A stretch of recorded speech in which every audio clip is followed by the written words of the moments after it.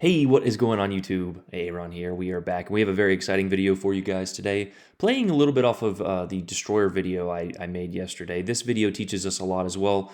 We are in a battleship, and I will be doing a more kind of specialized how-to, or how to not be useless in a battleship. But this one teaches us a lot of lessons for a few reasons. Number one, we are in the worst battleship at Legendary tier. No, I'm just kidding. My German battleship mains are, crying in their at home right now. But the Kurfürst to me is just it suffers tremendously. It is one of the least maneuverable battleships. There is so much, health in that superstructure, and the guns, while decent, just don't do enough. That and Wargaming just added the Schlieffen into the game, and which is an infinitely better brawler. Now, this game we actually do get some pretty good brawling and show the strengths of the Kurfürsts and then the weaknesses. On top of that, this game was also in a division with basically another Unicum in Zarkun and another great player in Brett. But we actually end up losing this game. And I kind of want to go over that in this video and not to get too off topic, but there are certain people out there that just automatically discount your play because you hop into a division.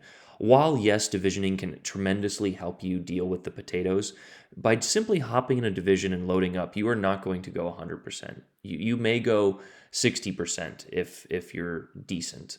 Now we know that divisioning with a carrier, obviously, if you pick a Friesel and a carrier and another AA ship, that is a little bit more towards the side of controlling the matchmaking. But simply picking a few different ships at different tiers is not really, you're not gaining any advantage. But besides that, I want to talk too much on it. We are in the Kurfürst tier. Zarkun, who is one of the best Kaba players in this game, is in the Kaba, and we do have Brett in the Des Moines. Des Moines is just one of the best heavy cruisers in the game. Now, the map is Sleeping Giant, and you guys know that at this spawn, you have a decision to make. You can either go to the inside of the A cap and try and slip in the front side, or you go around the outside and deal with any threats out there and then move around and get into the cap. I think the team that gets A the fastest and then gets that crossfire into the BC side, usually I would say 80%, 90% of the time wins this map. Now you can see that we are located. We let our team know that. And if you're a solo player, do what your team does, but definitely do not turn around and go to the other side.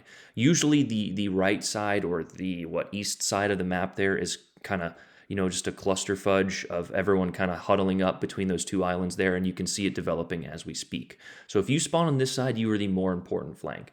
This game was a count in on stream, so shout out to Zarkun for joining me. Make sure you guys check out his channel. And also shout out to everyone who is in this game. We can see Nate there in the Alaska. He is holding the inside. So if we can slip around this outside, get into A, we can crossfire Nate there and help our team tremendously as we just described. You can see, thanks to Zarkun's spots, doing his job in a destroyer like we talked about yesterday, that there are two battleships on this flank. This is where the Kurfürst excels. Medium to close range engagements where you can, have better accuracy just due to being closer. You can activate your secondary consumable, your secondaries are getting on target, and you can utilize your turtleback armor. Now, I just don't like the Kurfürst, as you will see here, a few salvos that we get as we actually lose a Montana fairly quickly there. So we're kind of down early. We also notice that the B cap is ticking, and what does that tell us if there are no ships spotted? That the only other destroyer in this game is on that side. So what do we do on our side? We actually decide to angle out. What this does is it allows us to get all guns on target while maintaining an angle that we cannot. The Kurfürst is not really going to get Citadel, but take a minimal amount of damage. The Conquer, Mr. Chitters, is smartly loading HE, which is going to decimate us. It actually didn't do too much damage here, and just a pro tip, you never want to repair one fire, especially in a ship like the Kurfürst. But here we actually have our secondaries. This was like a mixed hybrid build, so I think we had like 10.5, 10.3 kilometer secondaries, and they are tearing him up. I'm not sure if it's because I haven't played the Kurfürst in a while, but they did a little bit more than I thought they would have. Or it's you're going against the Conquer, which is a very lightly armored superstructure. Mark comes out here. I think he didn't know where Zarkun was, so he comes out a little broadside, and we actually pop a Citadel on him. Mark is an excellent player. So I'm not. Don't sell broadside, Mark. I love you, dude. But thanks to our team here, thanks to Brett and the few others, we are focusing both of these gentlemen very well, and we have actually gotten a nice little, barrage of secondaries combined with our main guns here for, 66,000 damage in the opening minutes of this game. So we are targeting the Conquer here. We actually get him with our main back guns, and then we, throw our secondary guns our front guns onto to Mark there. So one kill, one battleship off the board early, and Mark is now, he's just in a world of hurt. What actually happened is the destroyer that spawned with them, Mark told me after the game, left and went to get B. So I can't really blame that destroyer for doing so, but in doing that, he left his teammates out to dry. If a Kleber was here, I think it was a Kleber in this game, he could have influenced this, this engagement a little bit more than maybe just dying. But if you'll notice, we've actually already lost almost half of our health in the Kurfürst here. And this is just what I don't like about the Kurfürst. Now, any battleship going against a Conquer and a Montana at these ranges is probably, going to lose a decent chunk of health, but I just feel like the Kurfürst loses so much more than it should. That being said, we actually get the secondary kill here, finisher on Mark, and we are now working our way into ACAP. So, like we talked about, we have controlled this flank, we have controlled our side, and, mission accomplished. Now, there is something to be concerned about, as that Kleber got B early, and we did not really have a middle presence, but there's that Kleber, and here's a principle that all battleship players should follow. Shoot at destroyers. I wanted to get a little bit closer to the mic for that one. Shoot at destroyers. I don't know how many times I have to say it. Like I said, I'm going to make a kind of similar video to the destroyer one where I talk about battleship play, as well as heavy and light cruiser play, or just cruiser play in general. They're fairly similar.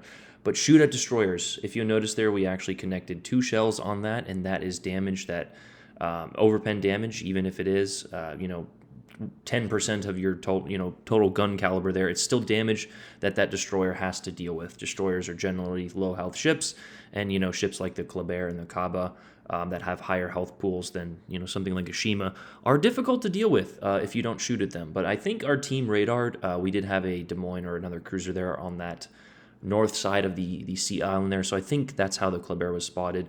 Like I said, Brutus was in the stream, and a lot of people from the stream were great players here, so I don't think he would intentionally be in this position spotted, but regardless, everyone on the team, as you can see, is throwing shots his way. Why? Because you guys are smart players. Most of the people who watch my videos, I'm not really talking to you guys, but like I said, if you see somebody who is just kind of being not effective or needs some help, try and recommend my videos. Again, I don't want to sound too elitist about it, but you guys can see that I know what I'm talking about. And again, that's, the reason I brought up stats earlier is because my stats kind of back it up. Some people want to discount division play, and yes, like we mentioned, divisions are going to help winning, except for this game.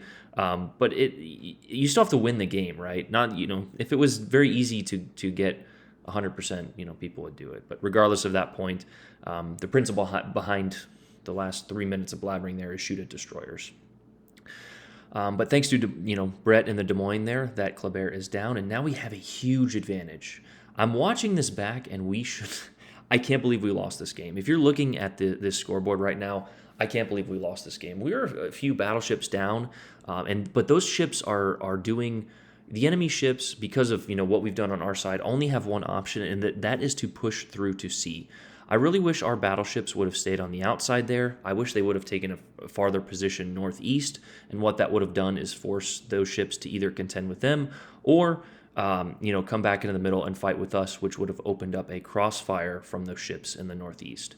Now, Mr. Attorney here pushed a fairly aggressive position, and I remember, him doing that, and he actually has a pretty good score, so shout out to him. He's a good player. The issue is he's getting rushed by multiple ships, and the Montana can overmatch him. So he's going to go down shortly. This battleship, I'm not exactly sure, why he came back. It is what it is, but because the enemy team didn't just immediately give up, they're like, oh, well, there's a division on the other team, I'm just going to give up. I think that's a very poor attitude, and yeah, enough to be said about that. But down goes Mr. Attorney there, and Brett actually makes a little bit of a mistake. It was his second game in the Des Moines here. He's trying to get the B cap, but he actually gets spotted and lobbed by those 2 battleships there over on the other side. I also make a mistake myself of pushing way too aggressively in here, and again, this is just where the Kurfürst is not the ship that I really want it to be.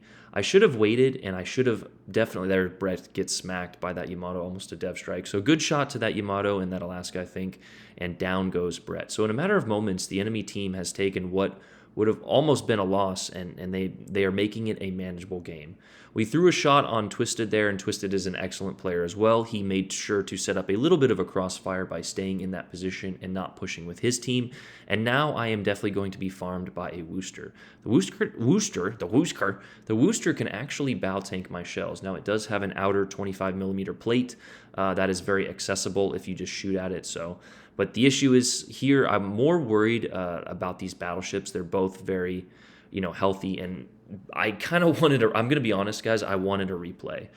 So me pushing in here is the same mistake that I see so many battleship players make. I'm YOLOing into a crossfire. I'm putting myself in a terrible spot, and our team pays for it. So if you want to put a little bit of this loss on me, you certainly can. I think, potentially the scoreboard tells that it wasn't as much on me as it was on others, but it is a team-based game, and that is what some people do not understand. It's not a solo fest where you just run around, trying to get bragging rights. It's a team-based objective game, and that's why I like playing in divisions. I like playing with my friends in certain games like this. You can take back these wins. But again, a huge shout out to the enemy team. And as that Minnesota goes down, I think he was nearly full health, but doesn't matter because mistakes were made on our part as well. I think Zarkun and I discussed this afterwards, and we both agreed that we should have flowed south here from B. But again, hindsight is always 2020, which is really why I don't like announcing a lot of these videos here. But we get a decent damage total. 150k is nothing to scoff at. It's no high caliber. That's what I was going for. I was going for a nice secondary replay. And a lot of German battleship mains will think that that's a good game, and it kind of is. But we also, you can see, I'm just upset at myself because I made a mistake. Just YOLOing in with your German battleship and getting secondary hits is not, most of the time, not beneficial for your team. Now, again, we did do our job. We did almost, 1.5 times our ship's health and damage. We tanked a lot of damage for our team. We killed 2 ships. But all things, being said, it wasn't enough to get the job done. I think the Schlieffen would have done much better here. But this game finishes out. They actually end up killing Scout. The Alaska comes around and gets him from the back, but he would have died either way. And then Zarkun tries his best, but cannot bring this game out. So a huge shout out to the enemy team. They played it like a team. They played it well. Despite there being no division on the enemy team, we still lost. So that argument is just very insignificant to me. Now, again, I'm not saying that it doesn't help and it won't help your win rate. It should if you're a decent player. But again, I just don't like that argument. So I'm going to go ahead and put it to the scoreboard here.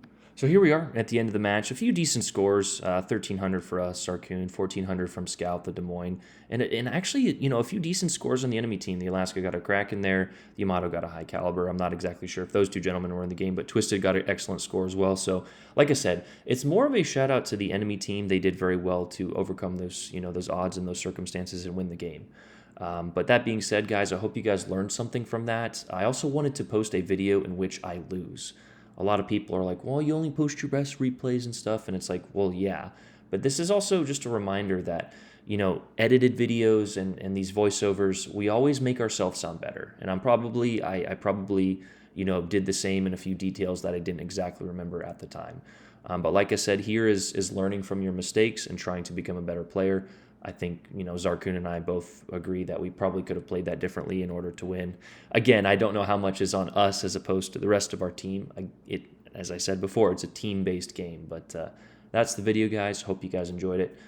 Let me know, how humble you think I am in this one. And yeah, Aaron out. Peace.